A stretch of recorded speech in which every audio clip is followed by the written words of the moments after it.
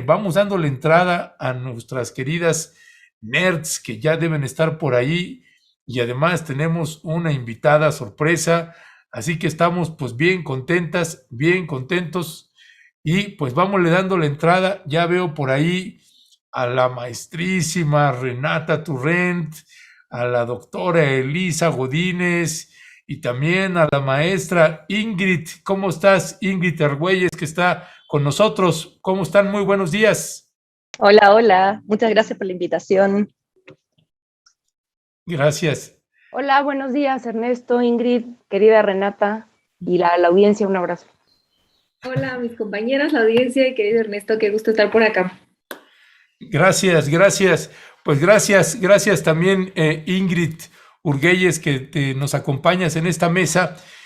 Y mi querida Renata, mi querida Elisa, pues sigue su presidente a todo lo que da, pum pasoc, pasa de una propuesta a otra.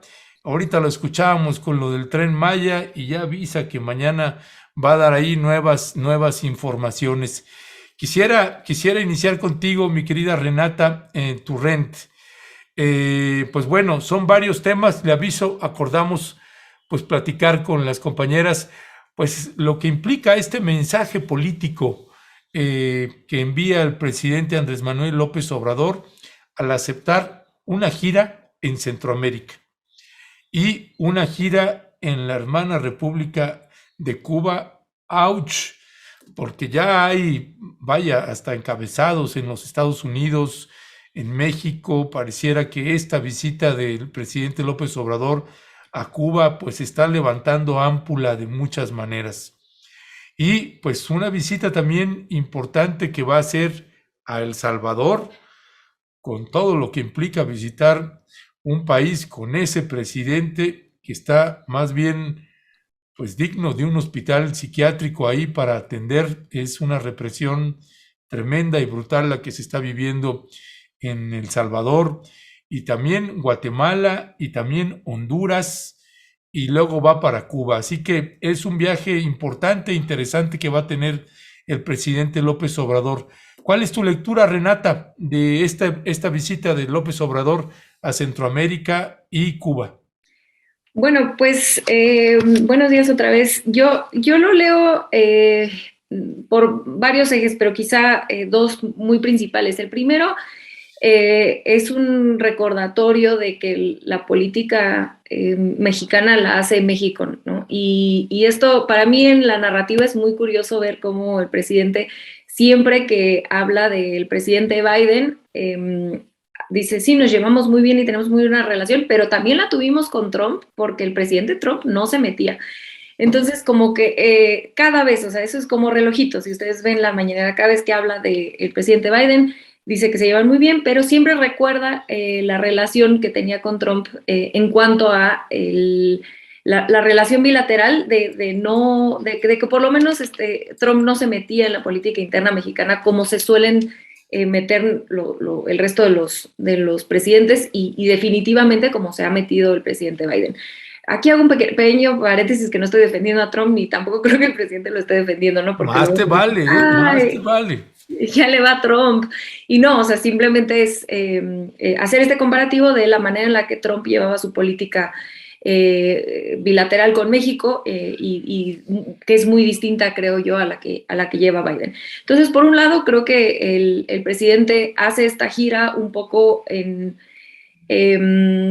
para varias cosas de la política que ahorita, de la política mexicana en el exterior, que ahorita me gustaría entrar muy brevemente, pero también como un mensaje a Estados Unidos, sobre todo la visita a Cuba, de decir, aquí la política mexicana la llevo yo. Que además de todo no fue menor que luego que se anuncia la visita, Biden y él tienen una llamada.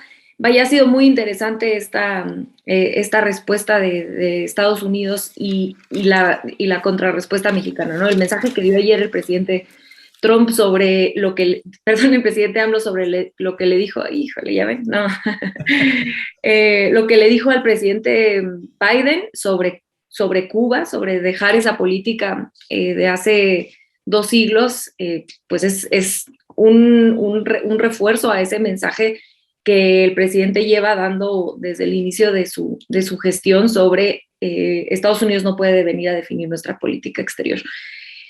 Ahora, creo que el propósito, obviamente, no solamente mandar un mensaje a Estados Unidos, ¿no? El presidente, desde la CELAC, ese discurso que fue muy emblemático para muchos y muchas, sobre cómo él cree que debe avanzar la política en América Latina y la relación con América del Norte, creo que esta visita es parte de esa operación.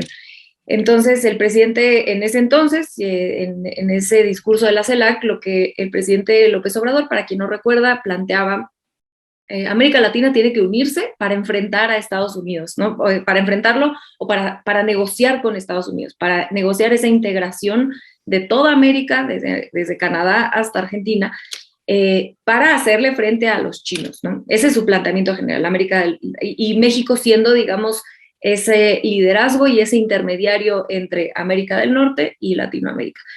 Y creo que esta visita construye esa visión que tiene el presidente López Obrador de juntar o reforzar la relación en América Latina para después poderle decir a Estados Unidos, a ver, no te queda mucha opción más que hacer una integración económica con nosotros, sobre todo viendo cómo China crece y esta probable relación cada vez más estrecha entre China y Rusia. Entonces, bueno, muy probablemente veremos cómo el presidente promueve sus programas sociales, Sembrando Vida y Jóvenes Construyendo el Futuro han sido los dos principales que él ha estado tratando de impulsar. Entonces, probablemente veremos cómo eso se refuerza. Y pues para mí será muy interesante seguir viendo la respuesta de los gringos, ¿no? Vimos no sé si era senador el que hoy mencionaron en la mañanera, que dijo, bueno, es que Honduras, Cuba y Venezuela no pueden ir a la cumbre de América. Entonces será muy interesante ver ese intervencionismo gringo que siempre hemos visto un poco tras bambalinas o no tan descarado como, bueno, no, sí, siempre ha sido descarado, simplemente ahora se les expone más. Entonces creo que será muy interesante ver de qué manera siguen operando este intervencionismo que los define y ver de qué manera también responde México, pero no tengo duda que en ese sentido el presidente no va a echar un paso atrás, ¿no? Entonces ese como un primer balance. Ya, gracias Renata. Elisa Godínez, el presidente, hoy le preguntaron, y que es algo que está ahí, pues que varios estamos ahí cavilando, de que si el presidente Biden se sostiene en su postura de no invitar o que impida la participación de Venezuela y de Cuba y de Honduras, me parece ya hasta un desvarío todavía total, pero ¿cuál es tu valoración? Porque en este marco precisamente se da la visita del presidente Andrés Manuel López Obrador a Cuba, y ya quiero imaginar cómo va a ser recibido en Cuba. Yo creo que pocos presidentes de América, tal vez Hugo Chávez en su momento, pero pocos presidentes creo que van a ser recibidos como será el presidente López Obrador ahí a la isla. Bueno, con respecto a esto último que dices del recibimiento, bueno, yo creo que sí va a ser una cosa muy, pues bueno, muy histórica, diría yo, porque no recuerdo otro presidente mexicano que haya pues apoyado de un modo tan franco, tan claro y tan evidente a Cuba, ¿no? Y que la haya defendido como la ha defendido el gobierno mexicano en este sexenio, ¿no? Entonces, bueno, eso a reserva de comentarlo más adelante si quieren. Yo veo, bueno, una cosa muy, muy importante es que en el marco de la visita, o sea, estos días previos a la visita de López Obrador a Centroamérica y Cuba, el canciller Marcelo Ebrard está viajando a Estados Unidos para, además de discutir o avanzar en los temas de la agenda bilateral, pues va a intentar muy seguramente, y eso lo dijo el presidente López Obrador incluso hoy en la mañana, seguir impulsando la propuesta de México, que es, ok, se va a llevar a cabo la Cumbre de las Américas en Los Ángeles en unas semanas más, y esta cumbre tiene que incluir a todos, sin excepción, a todos los países de América, sin excepción. No es algo nuevo por lo demás. La política exterior en este sexenio ha sido muy evidente y muy clara en ese sentido. La posición de México es lo que decía Renata hace rato, que bueno, yo voy a repetir en el sentido de que México busca por varias vías la integración de América Latina y una relación mucho más, menos dispar, menos abusiva con Estados Unidos. Y lo que le ha venido proponiendo a Estados Unidos es eso. A ver, date cuenta, Estados Unidos, de que tú necesitas un bloque comercial fuerte, necesitas una región económicamente fuerte ante la evidente dominio de China, ¿no? Que te está comiendo el mandado, y entonces, bueno,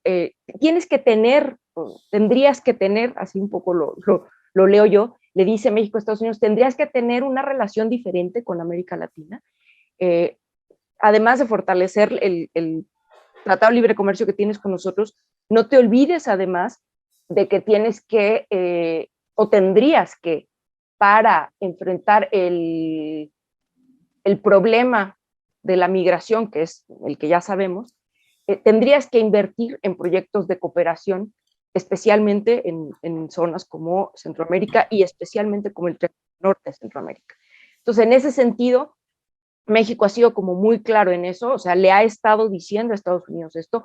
También ha sido muy clara la postura de México en cuanto a que no se debe de excluir a nadie, no se debe de excluir a Cuba, a Venezuela, a Nicaragua, ni a nadie, independientemente de que pueda haber en concreto un desacuerdo específico con ciertas cosas de esos gobiernos.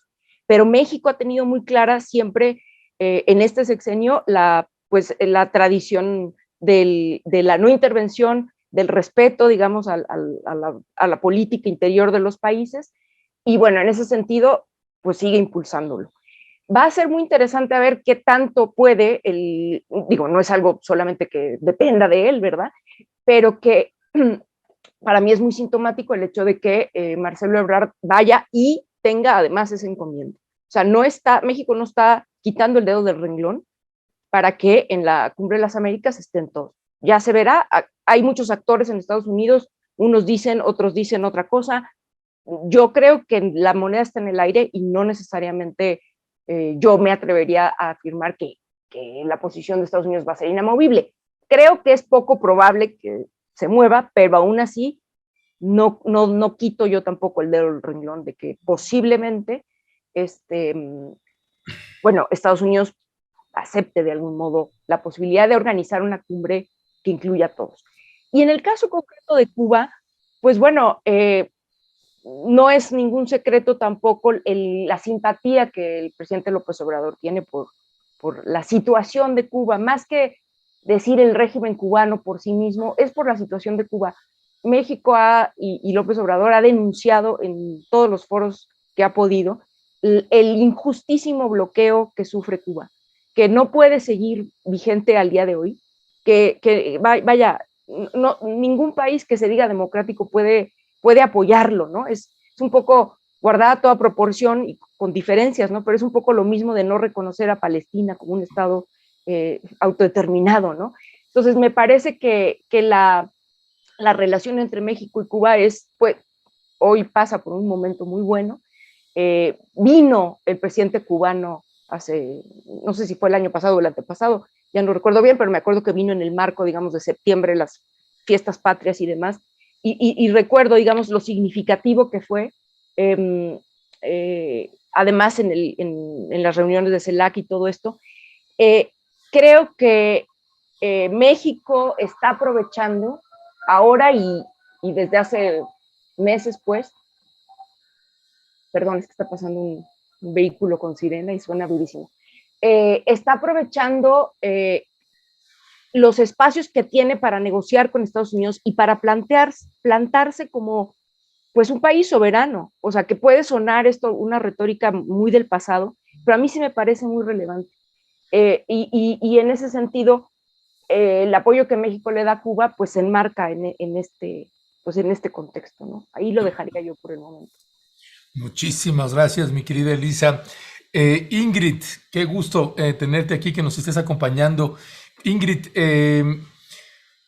las cartas me parece están marcadas en este sentido en lo que toca al posicionamiento o el vínculo que tiene el presidente López Obrador con algunos países, con algunas posiciones de izquierda progresista o izquierda institucionalizada. Quiero referirme a Argentina, ahora con Chile, con Boric, y con Bolivia, no se diga, se habla ya está negociando también el presidente López Obrador, pues un acuerdo con estos 3 países, hablando del triángulo de litio, pues tratando de armar un acuerdo en el que conformen algo, construyan algo conjuntamente estos 4 países, incluyendo a México. No es ningún secreto también que hubo mucha simpatía del presidente López Obrador con el triunfo de la izquierda institucional también en Honduras, como tampoco es un secreto el posicionamiento que tiene con respecto de Cuba. En este marco, que como bien señalaba Elisa, pues para nosotros, para los mexicanos, es histórico que un presidente se manifieste así tan abiertamente con estos países, con un tiempo político de izquierda y que se ha ido ampliando en el continente americano. ¿Cuál es tu valoración de este entramado que está teniendo México con los Estados Unidos?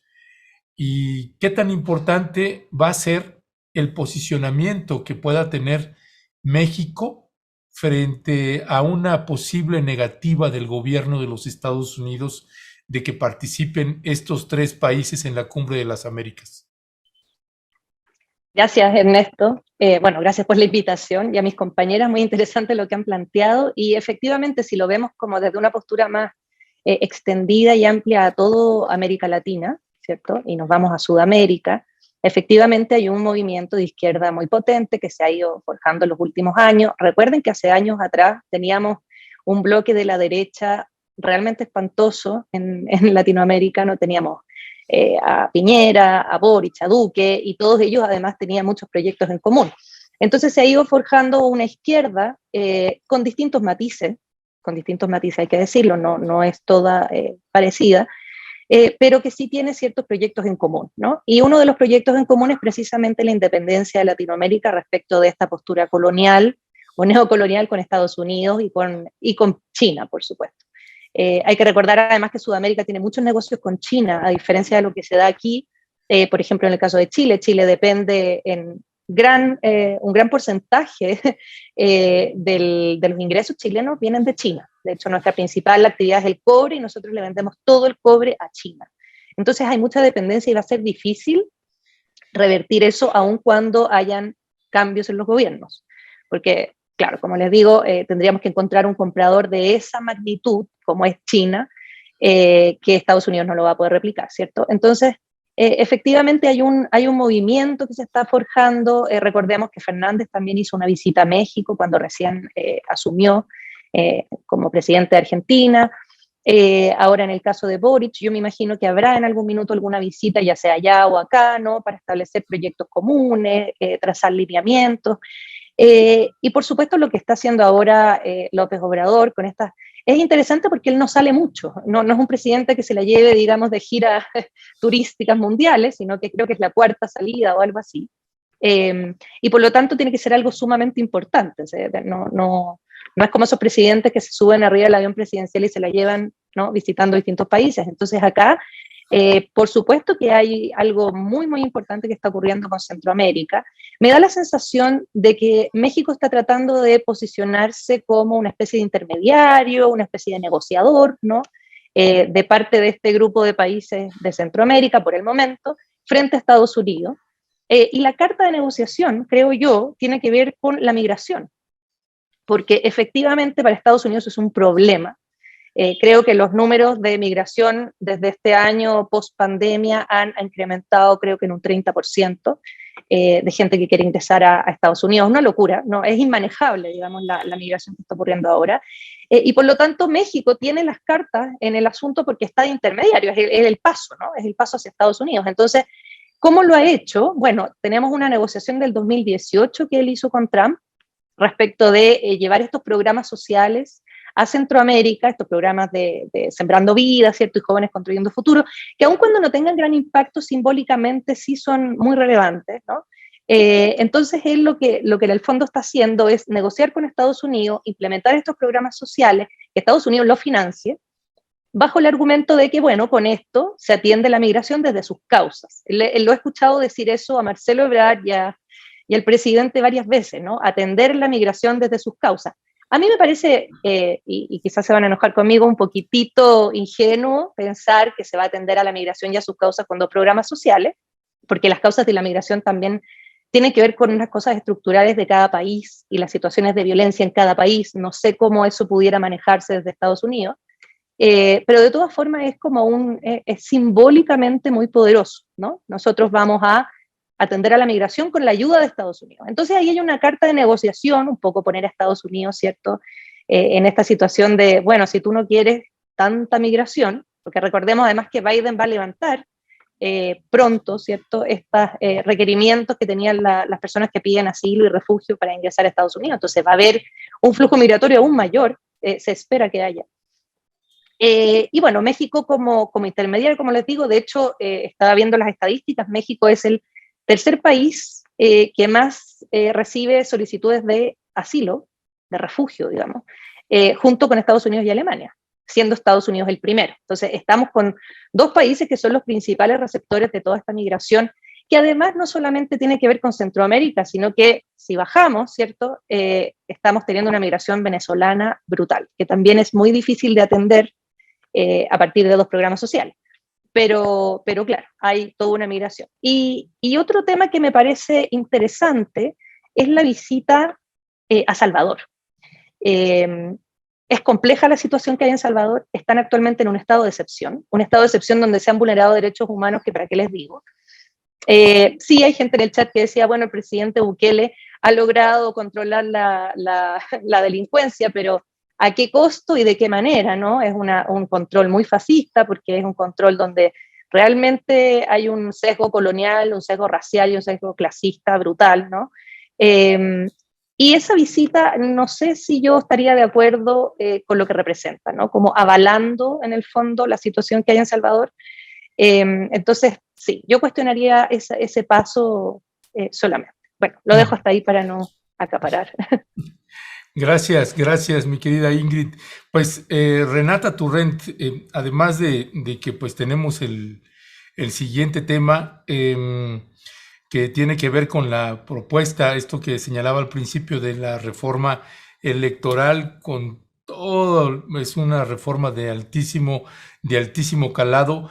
No sé si quieres, para pasar a ese tema, si además quieres complementar con algo con respecto de esta gira que va a tener el presidente y la decisión que a mí me parece un punto que puede ser un punto de quiebre importantísimo. Si el presidente Biden decide oponerse a la visita de estos 3 países, de Venezuela, de Cuba y de Honduras, que el presidente, por tanto, decline participar. O que acepte participar en condiciones. Finalmente, me parece que es también por un lado es un manejo político y por el otro es un dilema ético también, ¿no? Porque cuando lo avientas así como lo aventó en la mañanera, joder, ¿cómo vas a ir y te vas a presentar si dice que no después de lo que estás diciendo en la mañanera? ¿Cuál es tu valoración ahí, Renata? Bueno, Uy, hasta sudé, pero ahora no por tu pregunta, sino por los nervios de pensar qué puede pasar si Biden nos hace eso. Nada más, quizá nada más contestar muy de volada. Ahorita decía Ingrid algo que estoy de acuerdo totalmente con ella de los programas sociales de AMLO. Pues implementarlos en Centroamérica no significa que la migración va a parar. O sea, obviamente, como bien decía ella, el problema es mucho más complejo de eso y que dar algunos programas sociales, ¿no? Y esto es una tirada a largo plazo y es un primer pasito, un primer comienzo, pero que creo que, como bien decía, pues sí te permite negociar la parte migratoria en la que México está pues un problema tremendo, ¿no? Entonces, el hecho de poder llevar estos programas sociales a esos 3 países, pues después quizá te pueda permitir negociar con los gobernantes de esos países para que la migración sea menor o más ordenada, ¿no? Eso por un lado. Lo que planteas del Salvador me parece muy complicado porque Bukele es un personaje que le causa escalofríos a cualquiera, pero también el presidente López Obrador tiene una postura muy clara sobre la autodeterminación de los pueblos y no meterse en esas violaciones de derechos humanos, ¿no? Y en específico con ese tema, porque pues violaciones de derechos humanos por parte de gobiernos, pues Estados Unidos también los tiene consistentemente, ¿no? Entonces, esa parte de poner la línea de este tipo de violaciones de derechos humanos sí se permite y sí visitó tu país y esta no, ahí es donde creo que el presidente siempre pone una línea de, pues nosotros no nos podemos meter en esa parte, y creo que un poco de ahí toma su decisión. Y ahora sí, para contestar la pregunta de mi querido Ernesto, yo creo que AMLO no puede dejar de ir, sobre todo por esa postura que quiere tomar sobre pues la que ya mencionábamos, las 3, ¿no? De ser este liderazgo en América Latina y este negociador entre América Latina y Estados Unidos. Entonces yo más bien creo que si esto sucede, si los gringos dicen no van los países comunistas y ya saben cómo se ponen, pues creo que la postura de AMLO será ir bajo protesta y hacer alguno de estos mensajes muy fuertes durante su visita, ¿no? Mucho más ese tipo de protesta creo que haría, pero no creo que deje de ir. No sé qué piensan mis compañeras. Ya. Doctora, por favor, ilumínenos. No, ¿cuál ilumines? No, fíjate que yo, a ver, lo que yo creo es que de entrada lo más probable es que Biden se sostenga y va a decir no vamos a dejar que vengan tales y cuales países. Y a mí no me parece, digamos, grave que México asista aún así. Me parecería un error catastrófico que no asistiera, porque estaría perdiendo la posibilidad de decirles en su propio territorio lo que normalmente López Obrador ha hecho muy bien en términos de política exterior. Decir, ha tenido, contrario a lo que por cierto mucha gente, muchos de sus malquerientes dicen, que es un presidente aldeano, que no se entera, que no sale de México, etcétera, etcétera, ha tenido, en mi opinión, una muy notable política exterior. En este sentido que decía, bueno, que decían mis compañeras, especialmente lo que dijo Renata hace un momento, ha decidido jugar un papel en donde México tenga o retome de algún modo un papel de liderazgo en la región. Un factor de mediación, no tanto un factor en donde se coloque como un bloque necesariamente contrario a Estados Unidos. Sabe, o sea, a ver, la condición histórica de México es la que es.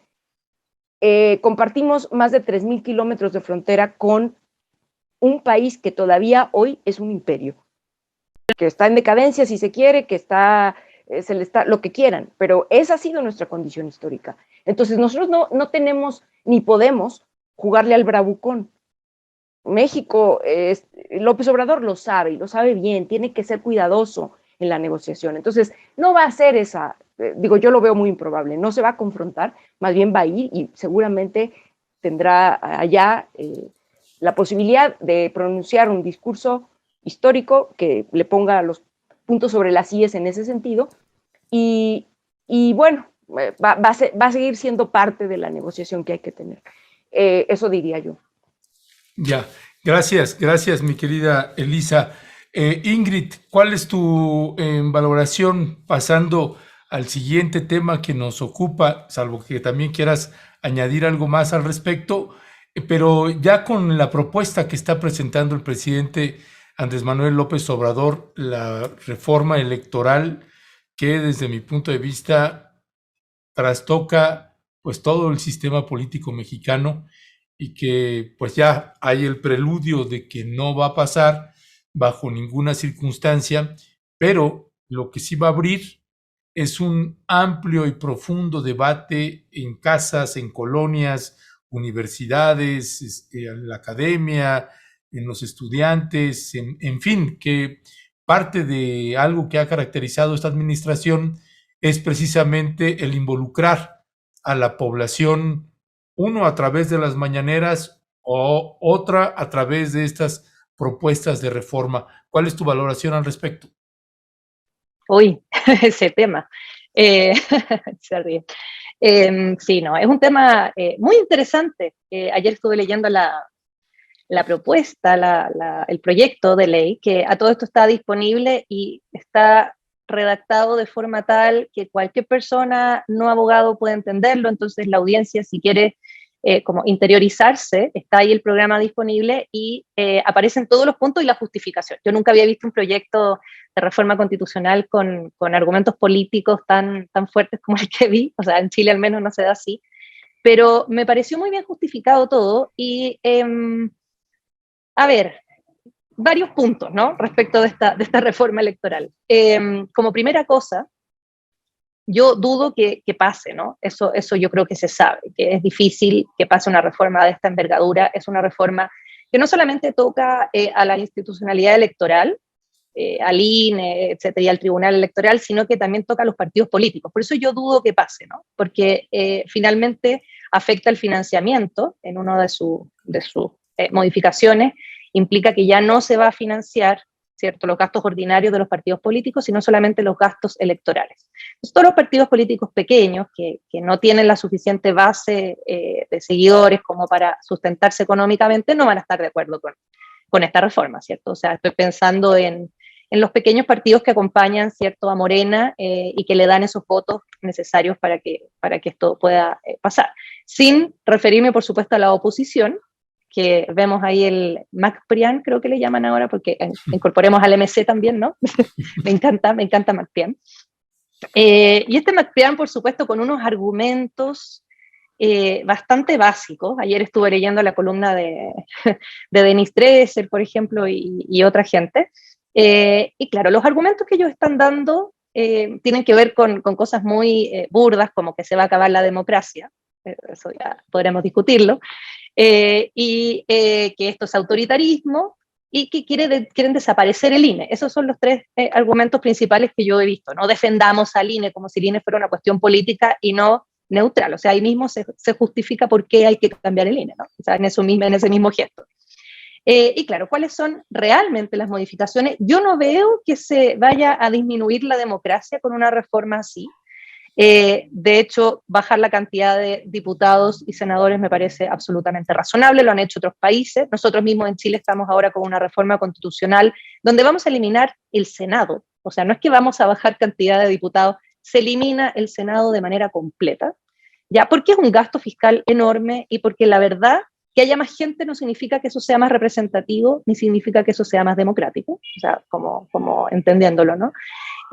Por otra parte, también es desengrasar completamente el aparato burocrático de todas estas instituciones. Si ustedes revisan el proyecto, van a ver con detalle todas las personas que dependen económicamente del INE, que es brutal, porque es una cantidad de gente que está ahí duplicada o triplicada de su necesidad. Y uno ahí dice, claro, acá hay un aparato burocrático que hay que desengrasar porque es un gasto enorme también para el Estado. Y en otra parte, claro, también tiene que ver con el INE y su falta de independencia, ¿no? La forma en cómo se eligen los consejeros, que son designados a dedo, eso me parece bastante más antidemocrático que la figura que se propone, que es una elección popular, pero ojo, no es cualquier persona que se puede presentar de consejero al INE, sino que está repartido, ¿cierto?, las personas que postularían entre designaciones del Ejecutivo, del Legislativo y del Judicial, que me parece absolutamente razonable. Lo que hay ahora me parece bastante poco democrático. Y como les digo, en el fondo es como disminuir la burocracia, se ha hecho en otros países.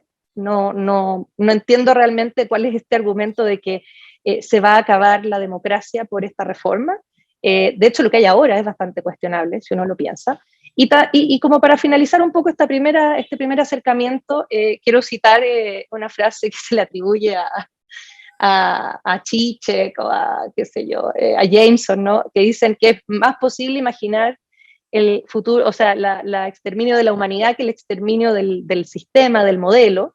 Entonces también esto, que uno asume que las cosas no se pueden cambiar porque esta es la única forma y que si uno modifica entonces es el acabose. Les recuerdo que hasta hace pocos años el sistema era autoritario, hasta hace pocos años no había elecciones. Entonces todo está por cambiarse, todo está por cuestionarse, se pueden modificar las cosas no son inamovibles, y no significa que se va a acabar el país ni que se va a instalar un autoritarismo.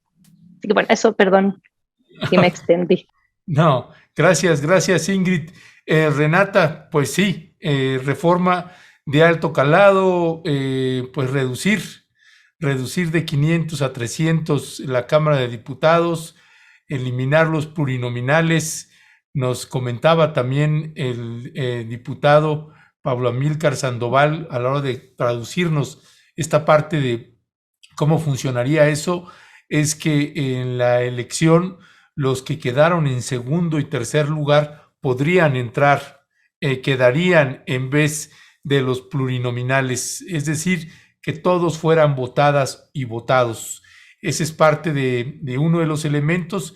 Esto que colocaba también ahorita también Ingrid, pues de un plumazo sacudirnos la Cámara de Senadores, más que difícil, suena milagroso. Pero bueno, sí, una reforma de alto calado. ¿Cuál es tu valoración, Renata?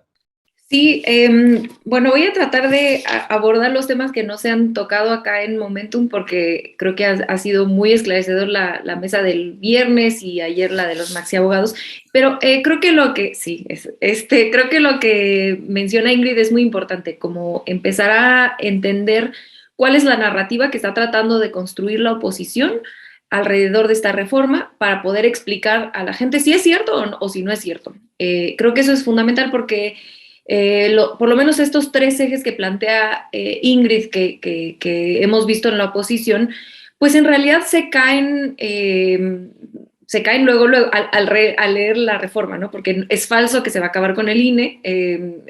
Bajo ese argumento, pues entonces en la reforma que pasó del IFE al INE, pues también se acabó con el IFE y se acabó la democracia. Pues, o sea, es realmente risible un argumento de ese tamaño. Entonces yo traigo algunos puntos que creo que son importantes, pero a mí sí me gustaría empezar diciendo que coincido con Ingrid en que bueno, para mí es absolutamente necesario por lo menos empezarnos a plantear una reforma electoral. Veo difícil que pase porque la oposición ya vimos cómo se está posicionando con respecto a cualquier reforma que venga del Ejecutivo, pero creo que como vimos en la reforma eléctrica, el hecho de que esté en la mesa y que los argumentos políticos que se plantean en la reforma se puedan discutir en la ciudadanía nos va a ayudar a, uno, entender dónde estamos parados y dos, que la ciudadanía, o sea, dónde estamos parados en cuanto a qué quiere la ciudadanía y eso cómo se va a traducir, bueno, en las urnas, porque tenemos elecciones en 6 estados en un mes, y ahí se va a ver un poco el posicionamiento de la gente en cuanto al voto de la reforma eléctrica, pero también de la reforma electoral. Yo me imagino, digo, si yo estuviera a cargo de la comunicación social de Morena, pues, y yo quisiera promover esta reforma justo antes de unas elecciones, pues yo estaría recordándole a la gente, a esta diputada del PRI que salió a burlarse del plantón fuera de la reforma eléctrica, de la gente que estaba ahí parada, y después sale y dice, pues a mí me da igual porque yo soy plurinominal de igual forma. Creo que y lo menciono porque creo que es muy sintomático de esa clase política que se ha construido en los plurinominales. No estoy diciendo con esto que por ese ejemplo, entonces ya tenemos que acabar con los plurinominales. Entiendo el razonamiento de por qué se defendían previamente los plurinominales, es la manera en la que llegaron muchos actores políticos importantes a la Cámara de Diputados, pero también creo que es la historia de nuestro país o la realidad de nuestro país está en un momento muy distinto y por lo tanto sí podemos cuestionarnos si queremos esa figura o si queremos cambiarla, si vale la pena continuar o no como la tenemos. Creo que lo que tú ya mencionabas ahorita de cómo se elegirían los plurinominales, pues es una democracia, creo que ya lo decía el diputado ayer, ¿no? Pero es literalmente si la gente vota el 60% por Morena, pues va a tener 60% de las curules. Se traduce de las urnas al Congreso prácticamente de manera directa, ¿no? Y para mí eso es algo positivo en nuestra democracia. Tengo algunos otros puntos que me gustan y un par que me preocupan un poco, voy muy de volada para no comerme el tiempo. A mí me encanta que se incluya el nombre de consultas en el nombre del INE, porque creo que es un mensaje político fuerte a esa institución que, desde mi punto de vista, ojalá se pudiera llegar a construir, dada el mal funcionamiento o los malos resultados que ha tenido el INE y los institutos locales también, los institutos electorales estatales, en la promoción de la participación directa. Apenas este domingo aquí en la Ciudad de México tuvimos presupuesto participativo, votamos, y la participación fue del 4%, y en algunas alcaldías como la Benito Juárez, que es donde a mí me toca votar, del 2%, es decir, no se ha podido avanzar en eso. Los únicos actores políticos que han podido impulsar las consultas populares y la profundización de la democracia es Morena y el presidente. Y eso no puede ser, eso no puedes tener un instituto electoral que en teoría está a cargo de profundizar la democracia, porque literalmente está escrito en la ley que parte de sus responsabilidades es la profundización de la democracia, y que cuando se les deja a ellos por sí solos, los porcentajes de participación son mucho más bajos. Entonces, a mí esto me parece algo positivo. Dos, garantizar el voto a los mexicanos del exterior es una deuda histórica con nuestros paisanos, que no ha podido saldar ni el IFE ni el INE. La participación de los paisanos es mínima, es una vergüenza, y no es porque no quieran hacerlo, sino porque es imposible. Yo viví en Estados Unidos 6 años y jamás pude votar desde allá, jamás, y pues teniendo todos mis papeles allá, pudiendo venir a México, es decir, tenía mi INE, tenía todo, nunca pude votar.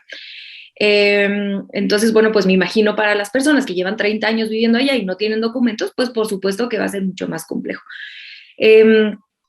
Lo que ya mencionó Ingrid de las autoridades, a mí también estoy totalmente de acuerdo con ella, me parece muy positivo que los podamos elegir. Bajar el porcentaje de las consultas populares al 33%, a mí sinceramente me hubiera gustado bajarlo todavía más, pero bueno, poco a poco.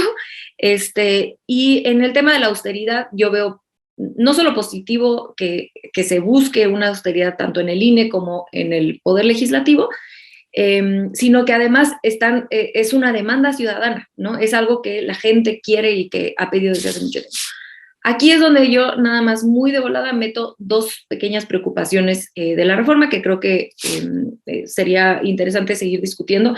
La primera es la eliminación de presupuesto público al gasto corriente de los partidos. Entiendo la razón, entiendo que es una demanda ciudadana, entiendo que a la gente le choca y a mí también ver cómo los partidos políticos gastan dinero. De hecho, Jesús Escobar aquí en este espacio daba algunos ejemplos de gorras de 500 pesos, playeras de 1,000 pesos. Es un exceso y que claramente necesita una respuesta. Pero yo no estoy segura que la respuesta sea eliminar por completo este presupuesto, porque a mí sí me da miedo que el presupuesto ordinario de los partidos pues sea por militantes o por el privado, porque entonces mañana Claudio X González y la derecha pues van a ser militantes y van a meter dinero. También entiendo la respuesta de, bueno, pues es que de igual forma meten el dinero y el narco mete el dinero, o sea, esta regla no ha evitado que ese dinero entre, pero sí creo que deja a los partidos mucho más abiertos a este tipo de prácticas y yo siempre con el ejemplo gringo de que las grandes corporaciones entran y meten tantísimo dinero que acaban decidiendo elecciones, yo sí soy un poco más, me da un poco de vértigo, lo digo la verdad. Y pues bueno, sería eso nada más. Ok, nada más. Ah, bueno, cualquier cosa, hombre, sí, sí. Elisa, está la costumbre, ya lo hemos platicado en algunos momentos, todo lo que presenta López Obrador, todo está bien y toda la Morena y todo el mundo dice, sí, esta es la democracia que ha llegado a nuestro país. Y otra vez tenemos a la oposición de que todo está mal y todo es antidemocrático y todo es autoritarismo y demás. Desde tu valoración, esta propuesta que está presentando el presidente Andrés Manuel López Obrador, ayer, por ejemplo, leíamos un fragmentito de un artículo que escribió Alejandro Saldaña, colaborador de este espacio, que decía que a él le extrañaba no ver las segundas vueltas, por poner un ejemplo de cosas que podrían faltar o no. Luces y sombras, Elisa, de la propuesta del presidente López Obrador. Bueno, estoy de acuerdo contigo en que sí, normalmente la opinión pública está así totalmente sesgada, ¿no? Por un lado para el otro, y ciertamente sí. siempre faltan, digamos, análisis más completos, balances un poco menos sesgados, evidentemente. Yo lamento mucho no ser experta, digamos, en cuestiones electorales tan técnicamente hablando como para aportar luces en ese sentido. Me gustaría centrar un poco el análisis, que es lo que a mí me parece que es una de las cosas que falta también en la opinión pública, así cuando vemos este tipo de noticias y de hechos que se van siempre así como de manera muy clara. Y creo que falta una mirada más histórica y un poquito más a largo plazo. Eso es difícil y no es popular porque pues todo el mundo quiere tener una verdad rápida y todo el mundo quiere decir una cosa diferente, todo el mundo está buscando decir algo que nadie haya dicho para pasar así como, no. En lo personal, como no me da por ahí, sino intento más bien justo es una mirada más de largo plazo, una mirada más histórica. Una de las luces que yo le veo a esta propuesta, a esta iniciativa, es primero que nada, a diferencia de las anteriores reformas electorales que hemos visto, sobre todo en, digamos, los últimos 12 años, no voy incluso más atrás, es una que independientemente de que no vaya a pasar en este sexenio, no se vaya a aprobar, muy probablemente no se va a aprobar así, como pasó con la reforma eléctrica, y hay que ver, eso ya lo ha dicho mucha gente, no voy a decir nada nuevo, hay que ver por qué, cuál es la intencionalidad de eso, si eso es parte también de una estrategia de López Obrador para otras cosas, está bien. Pero me parece que una de las luces, como decía, lo más relevante es que a diferencia de las anteriores, está poniéndonos a discutir de manera mucho más generalizada. Cosa que no ocurría antes, cuando estas reformas se presentaban en los años recientes, pues eran una cosa como casi todo que se discutía, si bien nos iba en lo público, en las cámaras, un poquito, ahí nomás, pero no alcanzaba, digamos, un interés como está alcanzando, me parece ahora, ¿no? Creo que también esa es parte de la intencionalidad, dejar allí y que la gente se involucre más, que la gente se entere más, que la gente se informe más. Entonces, eso de entrada puede ser poca cosa para mucha gente, a mí me parece muy relevante. ¿Por qué? Porque generalmente las reformas, no solo de corte electoral, sino de otro tipo, siempre estaban circunscritas pues a las élites que están en esto, y el pueblo, la gente de a pie, pues no tenía oportunidad mucho de enterarse. Entonces me parece que hay una intencionalidad de hacerlo más transparente y más accesible a la gente. Entonces eso es, en primer lugar, una de las cosas que yo veo positivo. Ahora, como te digo, creo que teniendo en cuenta una mirada un poco más retrospectiva e histórica,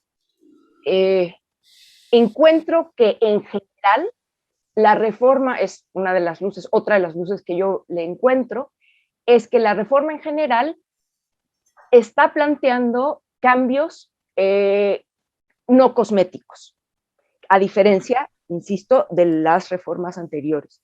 Y especialmente en un contexto en el que me centro en el tema de la autoridad electoral, del Instituto Nacional Electoral, que merecería, digamos, una mesa para hacer el análisis de cuál ha sido su evolución a lo largo de los últimos veintitantos años, pero que me queda claro que se va a conectar un poco con lo que decía antes.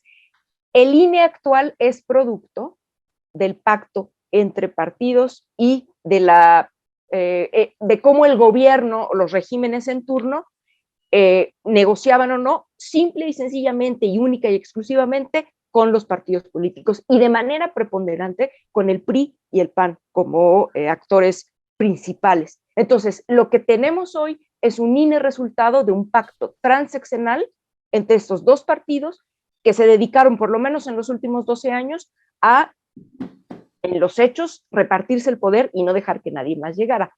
Lo que hemos visto, y siempre lo repito, y será una obviedad, pero lo siento, en el 2018 lo que se logró de cambio, digamos, de alternancia en un momento dado, que se está traduciendo en cambio lento, pero cambio, no fue gracias al INE, sino fue a pesar del INE. ¿Y a qué voy con esto también? Que tiene que ver con los cambios no cosméticos que propone esta reforma.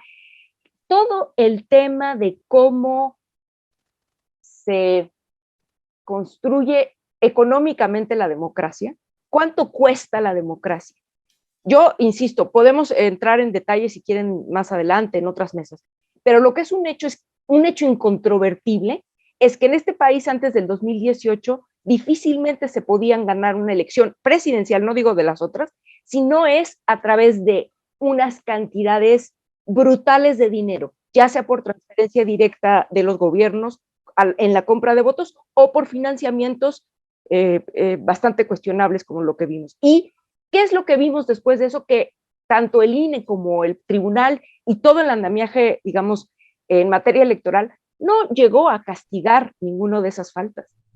Entonces, lo que tenemos hoy es una reforma o una posible reforma que sí, por lo menos en intención, estará planteando la posibilidad de poner sobre la mesa estos temas, que es cuánto cuesta la democracia, cuánto dinero se le da a los partidos, a la burocracia de los partidos. Ya ni hablar de que se disminuya el número de legisladores y del número de diputados, senadores, regidores a nivel local y demás. Me parece que lo más relevante en este caso, y digo, hay muchas cosas que decir, pero con esto cerraría yo, a mí me entusiasma la idea de renovar el Instituto Nacional Electoral y que se convierta, sea por cambio de nombre, pero sobre todo que sea un cambio de intención y que realmente, ¿no?, sea un organismo que vele por los intereses, digamos, de profundizar la democracia y no un obstáculo como lo ha sido hasta ahora. Ya, gracias, Elisa. Pues bueno, nos quedan ya 2 minutitos para las 11 de la mañana. Se nos fue como agua y déjenme, si les parece, abordar el último tema ya de manera en breve. Nos quedarán unos 10 minutitos que estamos tomando para este tema. Mire, el día de hoy, además, tenemos el gusto de que Ingrid Urguelles Latorre se incorporó como articulista de opinión en este espacio de Rompeviento TV, así que estamos muy contentos, nos da mucho gusto que se haya incorporado Ingrid también en este terreno, y escribió un artículo que estamos publicando el día de hoy. Ahorita le vamos a pegar la liga para que usted tenga este artículo que se llama El feminicidio como espectáculo. Está usted viendo precisamente el cartel en pantalla. Elisa y Renata también ayer en la tarde, nochecita, se los pasé, así que ya tuvieron chance aquí las nerds académicas de darle su lectura desde el día de ayer. Un texto que me pareció valiosísimo, me parece valioso, importante, y que tiene que ver con el caso de esta chica Devani y cómo se ha manejado el caso en los medios de comunicación.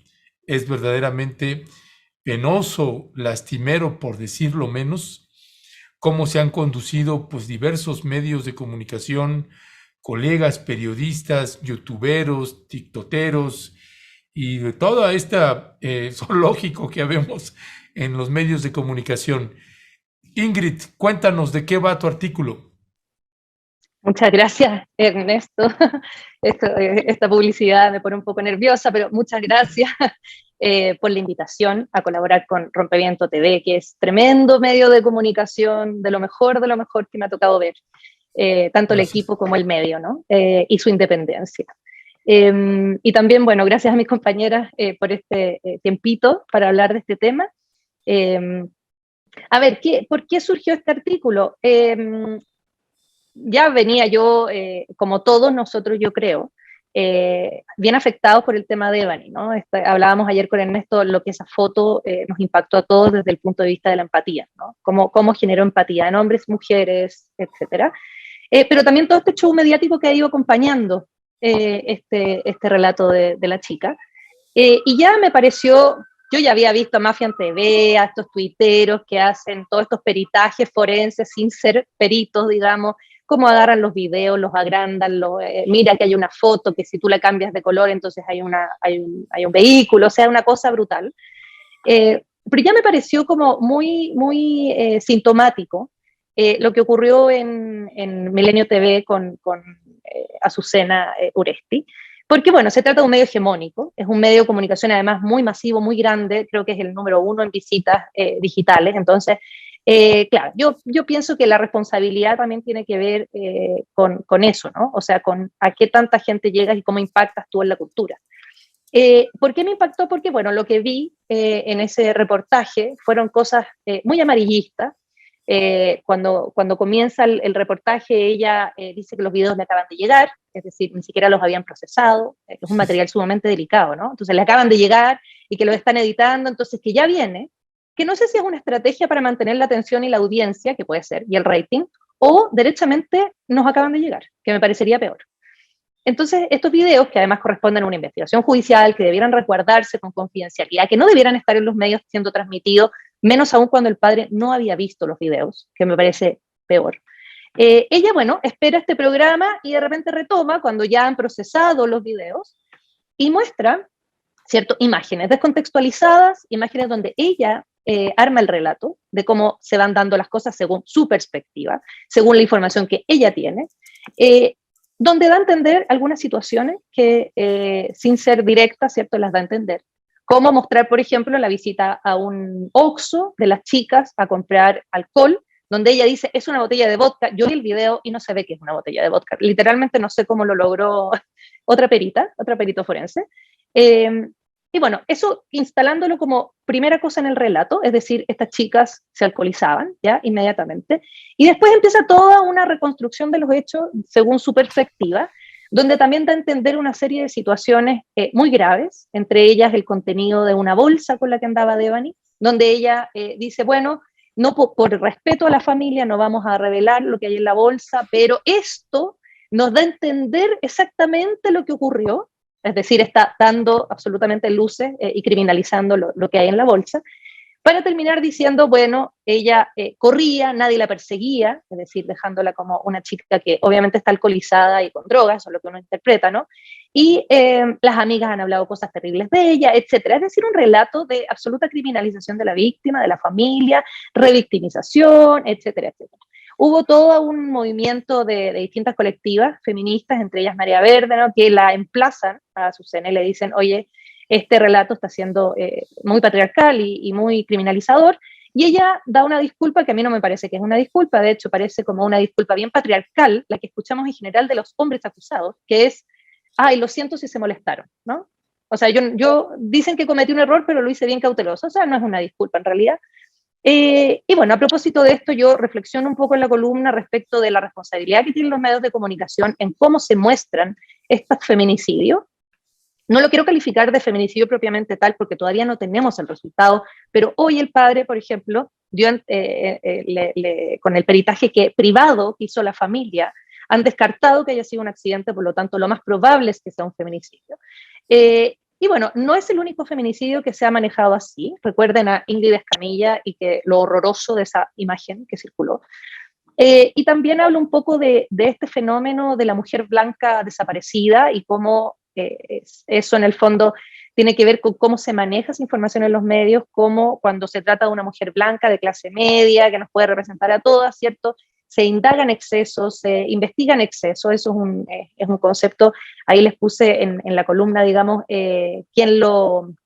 la reportera norteamericana que acuñó ese concepto que se llama Gwen Ifill, que se llama el síndrome de la mujer blanca desaparecida, y cómo esa información es manejada en los medios.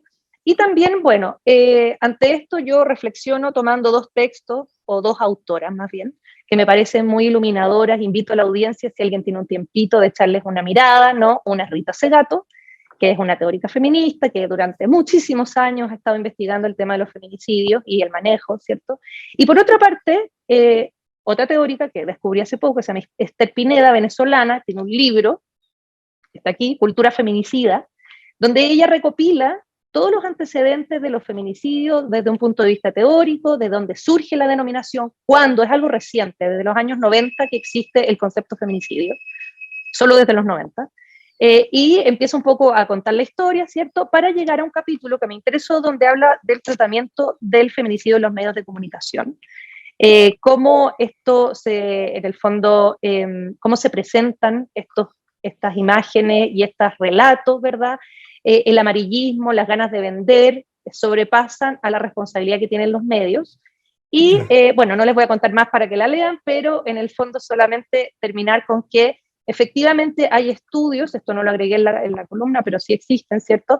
Estudios donde han relacionado los feminicidios con efectivamente el manejo de los medios de comunicación. Hay conclusiones, por ejemplo, que tras mostrar un feminicidio en la cámara de esta manera, como detectivesca, mostrando detalles, mostrando la investigación, eso promueve a que se ejecuten feminicidios, efectivamente. Hay una relación estudiada, hay tesis doctorales, hay investigación al respecto. Entonces, también emplazar a los medios de comunicación a, ojo, que esto no es inocuo, ojo, que esto impacta en la sociedad y que uno no puede llegar y presentar las cosas de cualquier manera pensando que no va a pasar nada. Yeah. Así que bueno, perdón si me superextendí.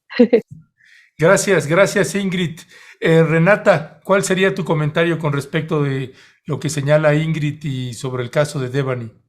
Sí, un minutito nada más, porque creo que ya Ingrid hizo un gran trabajo explicándolo.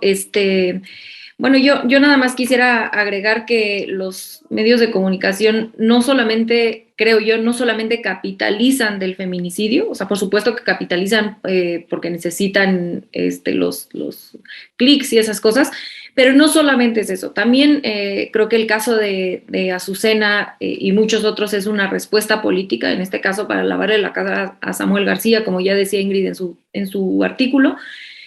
Y además de todo, por supuesto, este fenómeno de hacer de las noticias y sobre todo de las noticias dolorosas un Hollywood, ¿no? No se me ocurre otra forma de explicarlo, pero sí, o sea, la espectacularización, hacer todo esto de miren, Iva, como si fueran estas series de Netflix.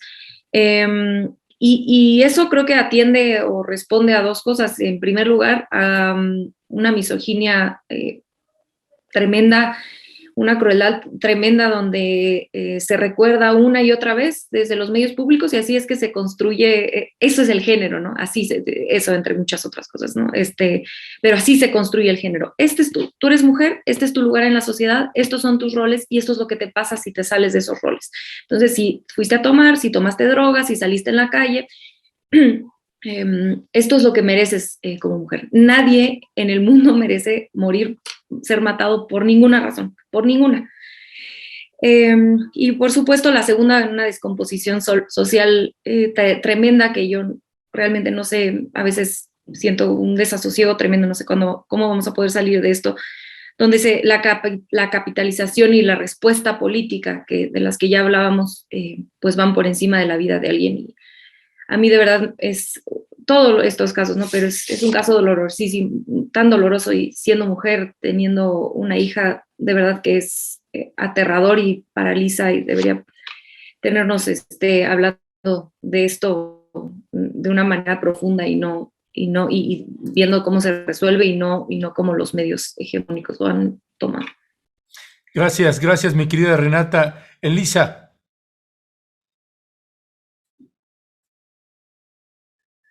Uy, el micrófono. Eso Perdón, es. perdón. Lo lograste, bravo. Se me perdió la flechita. Rápido, porque yo sé que ya nos colgamos.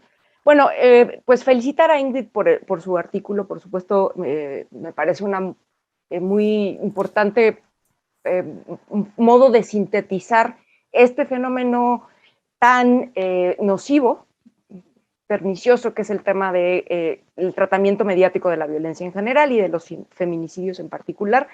Creo que eso es una cosa que da para mucho.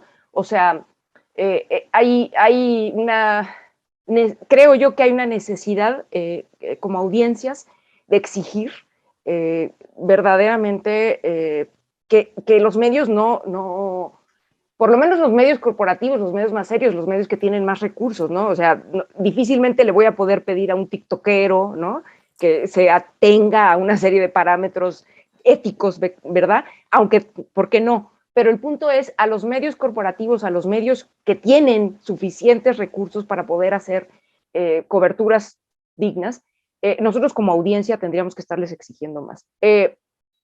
Particularmente en México, que tenemos una crisis de violencia que lleva muchos años, lleva más de una década, esta crisis de violencia que incluye de manera dolorosa el asesinato de mujeres y niñas. Definitivamente es algo que tenemos que tratar más, y qué bueno que Ingrid contribuya a esto con su artículo. Creo que desafortunadamente esto que también algunos autores han llamado pornografía de la violencia, el hacer de la violencia este espectáculo espantoso, justamente tiene muchos efectos negativos, pero uno de esos es que precisamente nos impide profundizar en entender un fenómeno tan complejo como el de la violencia en general y como el de los feminicidios en particular. Y cuando digo complejo no me refiero a que no tenga una explicación, me refiero al hecho de que también incluso es grave porque estandariza. No es lo mismo, por eso también me parece muy relevante el artículo de Ingrid, porque al final plantea, bueno, no al final, pero en la última parte al menos plantea este asunto de cómo se tratan los crímenes, de si la mujer o la persona, la víctima, tiene tales y cuáles características, ¿no? Entonces también esta dimensión escandalosa de la violencia en términos mediáticos nos impide ver, nos impide profundizar, nos impide salir de esta cosa, que por cierto, también habría que hacer otra lectura en ese sentido, porque al menos yo sí noté, no estoy diciendo con esto nada, simple y sencillamente que es algo que también noté y que me parece grave, es parte del correlato del asunto, cómo se ataca sin muchas bases a ciertos actores que están involucrados en esto, como el tema del taxista, las amigas y demás. Se crea una suerte de histeria colectiva en términos mediáticos que también arrasa, y también se lleva entre las patas a personas que no necesariamente están teniendo que ver. Entonces, creo que todo esto nos debería de obligar a discutir mejor esto, a nosotros como audiencias exigir mucha mejor, más digna y más ética cobertura de la violencia y en general de todas las noticias, y seguirlo discutiendo porque no va a ser omitiéndolo o poniéndolo debajo de la alfombra que se va a acabar, ¿no? Entonces, mejor hablarlo. Claro, pues mi querida Elisa, Renata, Ingrid, les quiero agradecer que pues nos hayan acompañado una vez más, y gracias por aceptar la invitación. Ingrid, déjenme leer, porque ese es algunos mensajes que me parece que ilustra muchísimo precisamente esto que ustedes estaban hablando y que coloca Ingrid, ¿no? De las percepciones de la gente, ¿no?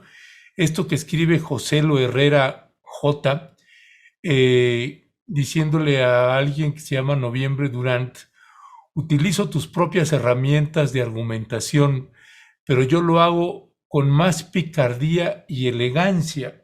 Y su elegancia, termina diciendo en otro comentario, como padre y con este contexto de violencia, las mujeres no dejaría salir a mi hija a medianoche, y se va contra el padre. Precisamente, Ingrid, lo que estás señalando, parte del mensaje, pues lamentablemente, pues hay mentalidades así todavía y que no alcanzan a ir más allá. Dice Isabel Hernández, por favor dejen de juzgar al padre de Devani. Quien tenga hijos adolescentes sabrá que uno no puede encerrar a los hijos mayores de edad. Lo más que puedes hacer es hablar con ellos. Esther González, dejen de juzgar al padre de Devani. Esos que lo juzgan ni son ni serán el mejor ejemplo. Gaby Paz, y luego culpando al padre, de verdad tengan tantita empatía, tantita madre, dice Gaby Paz.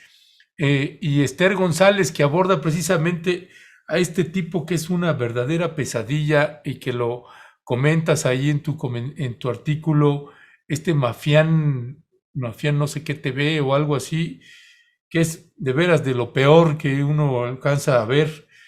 Expuso la información que le envió un TikToker de cómo puedes manipular.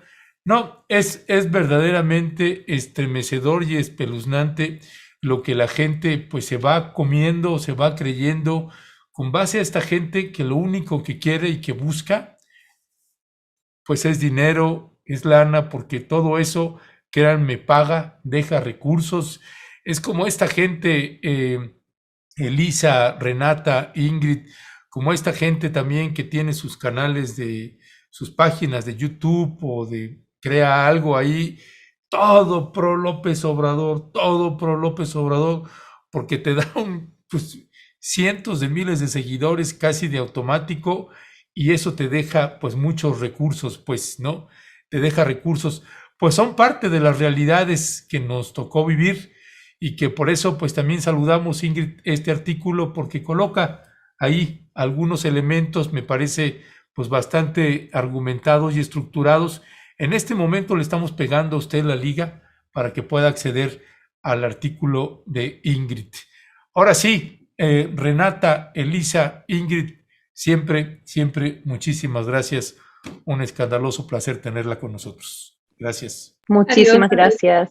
Adiós, gracias, saludos. Gracias. Pues bueno.